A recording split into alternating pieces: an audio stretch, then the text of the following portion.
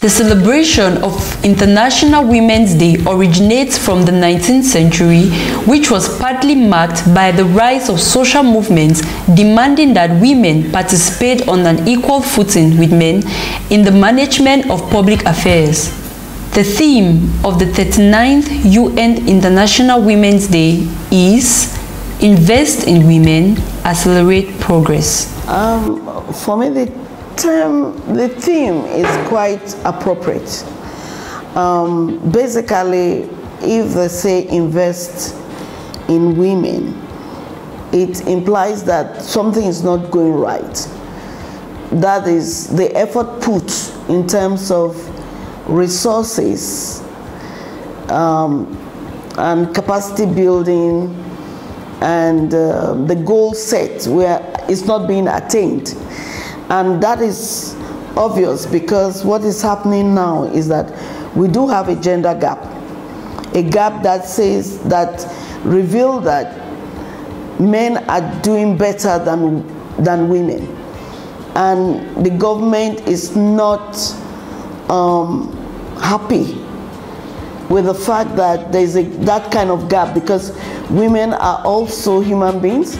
They are rightful citizens of the country. To back up the choice of this theme, UN Women indicates that one of the key challenges in achieving gender equality between men and women in all spheres of civil and political, economic, social, and cultural life by 2030 is an alarming lack of funds, with a staggering $360 billion annual deficit in spending on gender equality measures. Basically, what we know is that a lot of times investments that goes into development of women, developing their capacity in all sectors, is much reduced.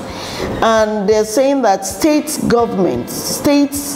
and international investment that comes in for development in Cameroon, there is a huge gap, you know. And this is not just Cameroon, it's global.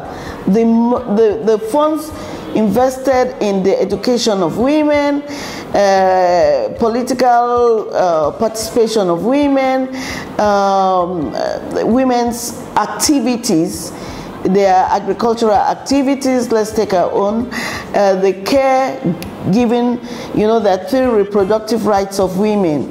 We have production, we have reproduction, and we also have basically community related work, which all goes to the development not just of the community but the nation at large.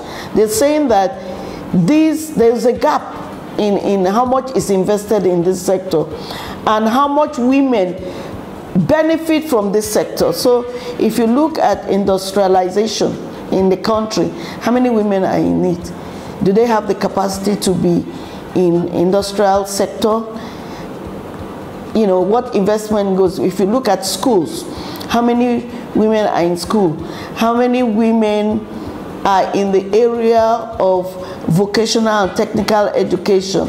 And if they are, even what kind of investment is in that? In Cameroon, despite government efforts to ensure gender equality and combat all forms of discrimination against women and the girl child, and the subsequent progress in certain indicators of improvement in the status of women, such as the increasing rate of school enrollment and the improved representation of women in decision-making positions in both the public and private sectors, the situation of women and the girl child remains a cause for concern. Some of the problems that are encountered by women in Cameroon include cultural barriers that hinder their empowerment. And if we didn't have these barriers, you know, women will be more educated, they'll have more employment, and they'll have income-generating activities. And they'll be able to participate in decision-making, including those that concern them.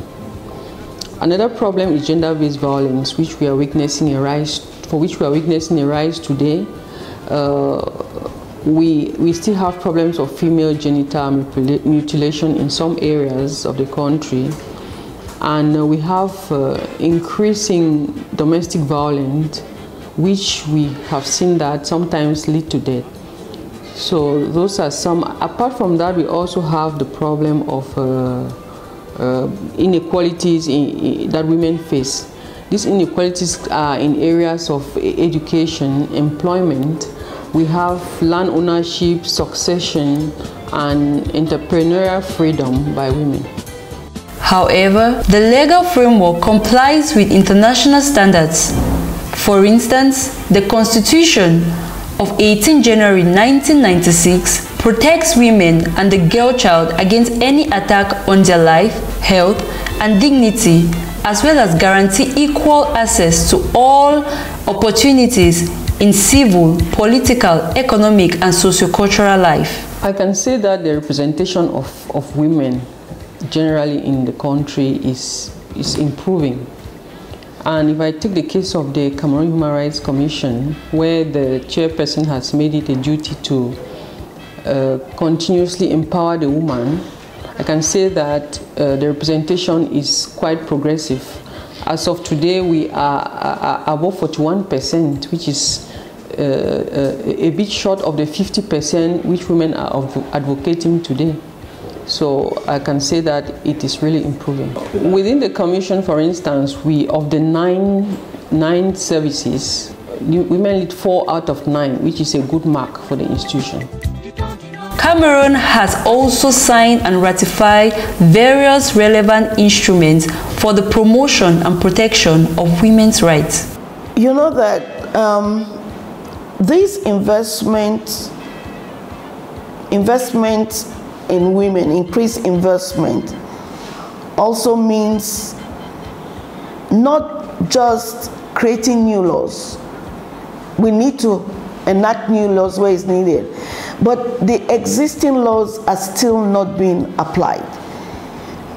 And we need to invest to ensure that our national laws, regional as well as international laws that we have ratified and we have accepted to apply are implemented. To implement these laws, this legal framework means that you must invest in the structure. All those in the pipeline of the legal framework must understand these Cameroon's obligation to the national, regional, and international. The normative framework that protects the woman is quite elaborate. Beginning with the national legislation, we have laws that protect the woman at the country level, like the Penal Code. At the regional level in Africa, we have instruments such as the African Charter on the Rights and Welfare of the Child. We also have the protocol to the African Charter on Human and People's Rights, which is commonly called the Maputo Protocol. And precisely to protect the girl child, we have, as we said, the African Charter on the Rights and Welfare of the Child. At the universal level, we also have conventions which the country has ratified, paramount of which are the Convention on the Discrimination Against Women, popularly known as CEDAW. We also have the Convention on the Rights of the Child at the universal level, which continues to protect the child. Apart from this one, we have other general conventions such as the International Convention on Economic, Social and Cultural Rights and the International Convention on Civil and Political Rights, which have provisions that protect the rights of women. Beyond this normative framework, significant challenges around which Cameroonians must come together involve women's empowerment, gender equality, and gender-based violence. Zero tolerance for harmful practices and all forms of gender-based violence. Combat all forms of discrimination and all harmful practices against women and the girl child. Gender-based discrimination harms everyone, including women, girls, men, and boys. They all agree as to the need to eliminate all forms of discrimination against women and the girl child. If your rights are violated, women and girls, please speak out.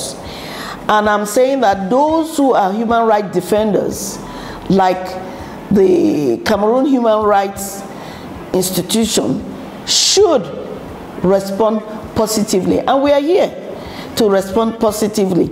And I'm telling them to take advantage and call the 1523 number. And if they can come here. And I'm just also saying that all human rights defenders should know that women's rights are human rights. And there is nothing, because the tendency is that they use tradition and justification, negative male masculinity to uphold injustice. You cannot be a human rights defender and you tread on the rights of women and girls. So we are calling on everybody at grassroots, at states, those in the legal justice department, those in the forces, armed forces, the police, everybody.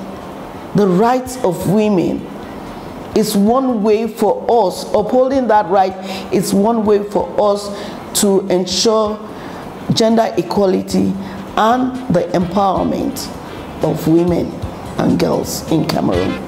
Any individual, CSO, NGO, group, or network can appeal to the CHRC from any part of the country simply by filing a complaint or by calling 1523, the toll-free number of the Cameroon Human Rights Commission.